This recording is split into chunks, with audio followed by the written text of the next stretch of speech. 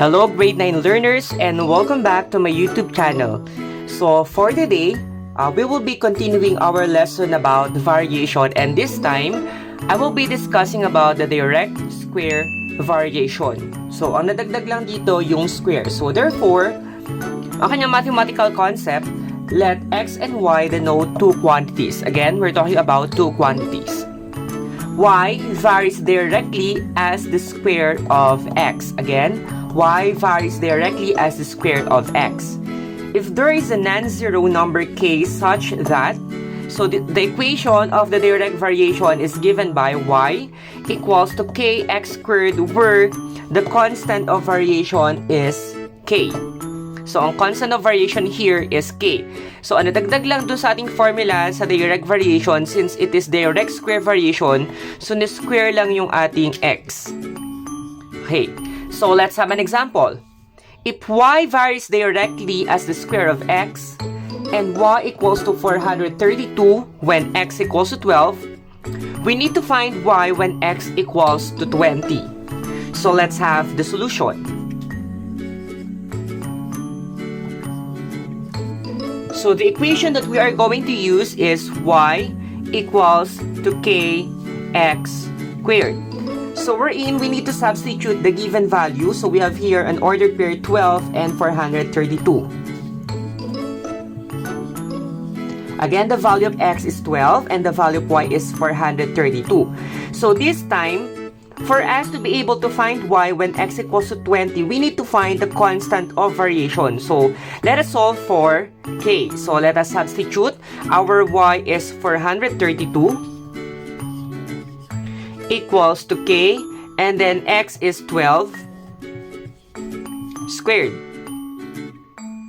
And then we have here 432 equals to k 12 squared, meaning to say that we need to multiply 12 by 12. So that is 12 times 12 is 144. And then applying the multiplication property of equality, we just multiply both sides by 1 over 144, or simply divide both sides by 144.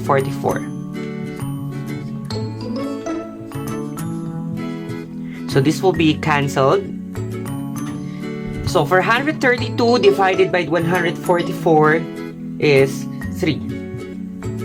So therefore, the value of k is 3. So that will be the constant of variation. Next, we just use the formula y equals, your k is 3, then x squared. When x equals 20, so dito ang mas-solve natin ay yung value ni y. So, solve y equals to 3 times 20 squared. Then, y equals to 3 squared. So, 20 squared, that is 20 times 20 is 400. Therefore, y equals to 3 times 400 is 1,200. So thus, y equals to 1,200 when x equals to 20. So that's how we do the direct variation. Let's have another example. So this time, if y varies directly as the square of x, and y equals to 8 when x equals to 4, find y when x equals to 10. So we will be doing the same process as our first example. So our solution is, the equation that we are going to use is y equals to kx squared. So the first thing we should do is to find the constant of variation, wherein our given is 4 and 8. Again, the ordered pair is 4 and 8. So just substitute. Your y is 8 equals to k, and then your x is 4. So that is 4 squared. Then 8 equals to k. 4 times 4 is 16. Then Divide both sides by 16 or by applying the multiplication property of equality. 8 over 16, the lowest term for that is 1/2.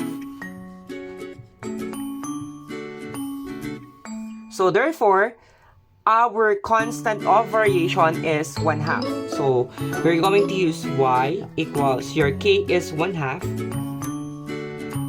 x squared. So when x equals to 10. So this time we are going to find the value of y.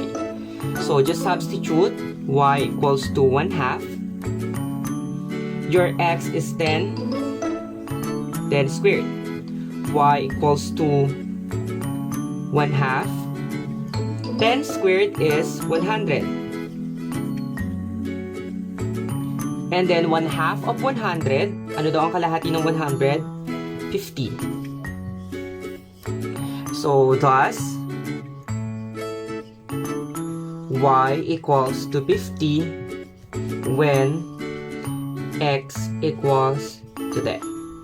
So that concludes our lesson regarding direct square variation. So I hope that you learned something today.